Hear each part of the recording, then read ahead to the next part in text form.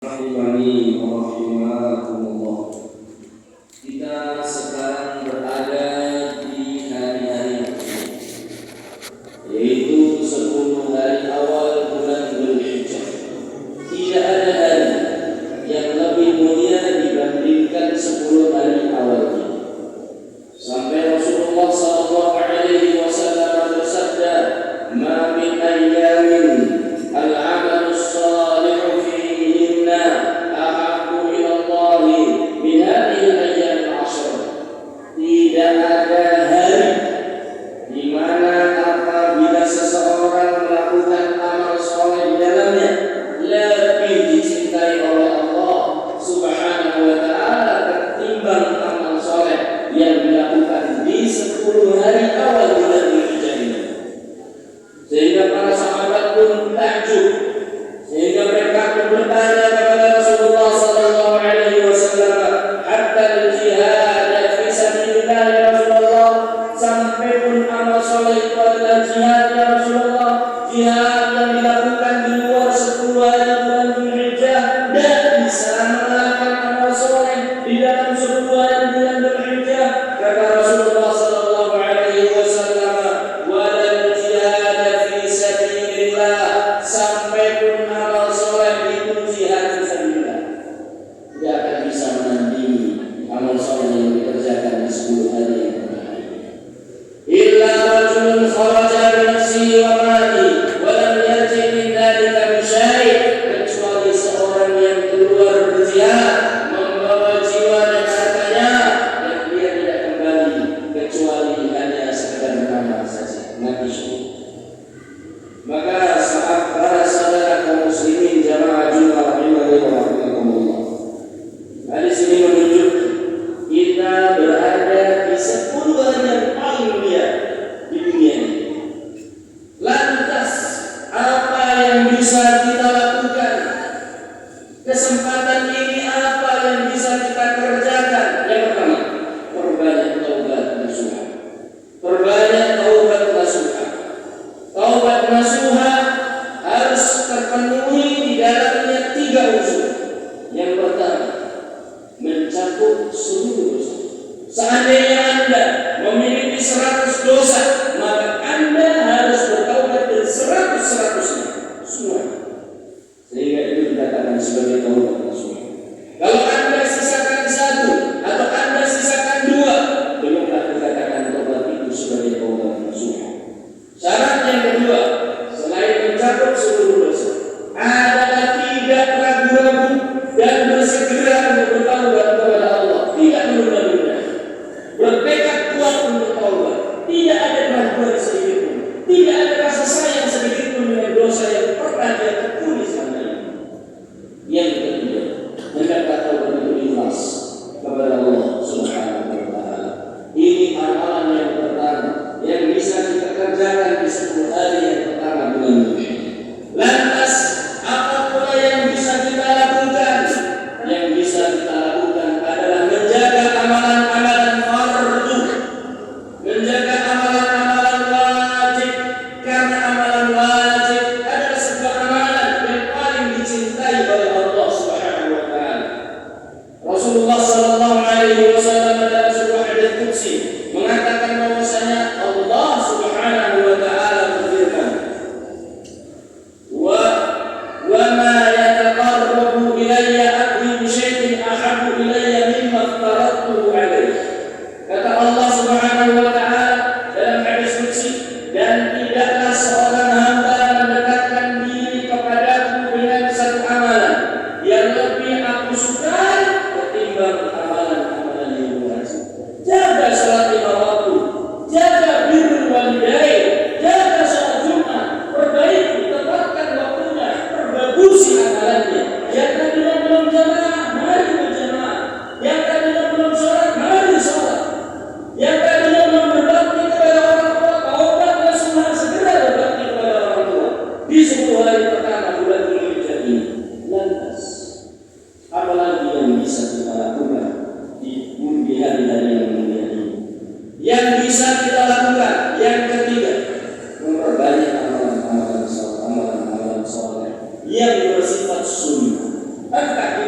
sunnah, entah itu puasa sunnah, sebagaimana disabdakan oleh, sebagaimana dikatakan oleh Hafsah radhiyallahu taala anha, arba'un la yad'uhunna Rasulullah sallallahu alaihi wasallam. Ada 4 perkara yang tidak pernah ditinggalkan oleh Rasulullah sallallahu alaihi wasallam. Yang pertama adalah siyam Asyura, puasa di hari Asyura. Ini 10 hari Muharram. Kemudian yang kedua al-ashr, yaitu puasa di 10 hari pertama bulan Dzulhijjah. Maksud puasa 10 hari pertama bulan Dzulhijjah adalah tanggal 1 sampai tanggal 9. Adapun tanggal 10 maka itu tidak boleh digunakan untuk puasa. Yang ketiga adalah siyamu thalathati ayyam min kulli syahr, puasa 3 hari setiap bulan. Yang pertama puasa Asyura, yang kedua puasa 9 hari di bulan Dzulhijjah, dan yang ketiga adalah puasa 3 hari setiap bulan. Entah dikumpulkan di tengah bulan atau dipisah-pisah di awal bulan, di tengah bulan, dan di akhir bulan, terserah. Yang penting 3 hari setiap bulan. Kemudian kata Hafsah radhiyallahu taala anha, wa rak'atan qabla al-ghada, dan 2 rakaat sebelum salat subuh. Inilah 4 yang tidak pernah ditinggalkan oleh Rasulullah sallallahu alaihi wasallam. Maka berbanyak berdiam dan tidak ada halangan berpuasa di 9 hari ini sebagaimana puasa-puasa yang lain. Kemudian apalagi yang bisa kita lakukan di hari-hari yang mulia ini? Yang keempat adalah takbiran, mengucapkan Allahu Akbar, Allahu Akbar, la ilaha illallah, Allahu Akbar, Allahu Akbar, la ilaha illallah, atau Allahu Akbar, Allahu Akbar, Allahu Akbar, dengan 2 kali takbir. Dan ini adalah ajaran Islam yang sudah banyak ditinggalkan. Sebagian kaum muslimin menyangka bahwasanya takbiran itu ada pada malam Id dan juga hari-hari tasyrik saja. Padahal takbiran itu disyariatkan sejak tanggal 1 bulan Dzulhijjah. Sebagaimana Rasulullah sallallahu alaihi wasallam bersabda, "Fa'aktsiru fihinna min at-tahlil wa at-takbir wa at-tahmid."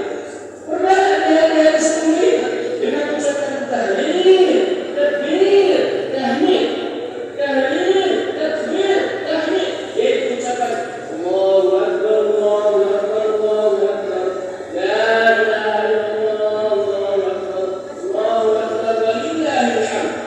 Itu yang dimaksud oleh Rasulullah SAW. Maka siapapun yang merasa bahwasanya dirinya umat Islam dan dalam berusaha untuk mengamalkan amalan dan ajaran yang sudah pernah ditinggalkan oleh banyak kaum muslimin, bertakbir di pasar-pasar, bertakbir di jalanan di 10 hari ini, sampai nanti menjelang atau sampai nanti di hari tasyrik sebelumnya. Perbanyak takbir. Ini adalah ajaran yang banyak yang ditinggalkan oleh sebagian kaum muslimin. Kalau tidak kita katakan banyak kaum muslimin. Siapkan, biasakan di kendaraan Anda, di mobil Anda, ketika Anda berjalan, ketika Anda sedang bekerja, dan seterusnya, bertakbir kepada Allah Subhanahu wa taala. Lantas, apa lagi yang bisa kita lakukan di hari-hari yang mulia ini? Puasa di hari Arafah. Sesungguhnya Rasul sallallahu alaihi wasallam menyebutkan bahwasanya puasa di hari Arafah, yaitu di tanggal 9, dan tanggal 9 termasuk 10 hari awal bulan Dzulhijjah, adalah ahtasibu 'ala Allah an yukaffira as-sanata allati qabla wa sanata al-ba'd.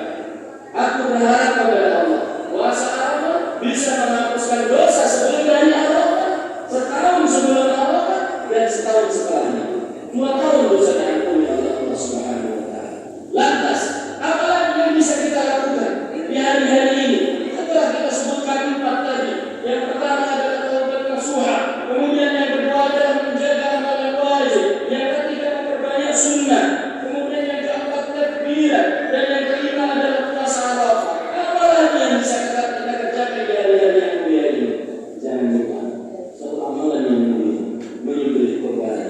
Barang siapa yang memiliki kemampuan untuk menyembelih kurban, tapi dia tidak menyembelih, maka kata Rasul sallallahu alaihi wasallam, "Fala yaqrabanna musallana." Jangan sekali-kali mendekati tempat salat kami. Ini adalah ancaman dari Rasulullah sallallahu alaihi wasallam. sisa pada diri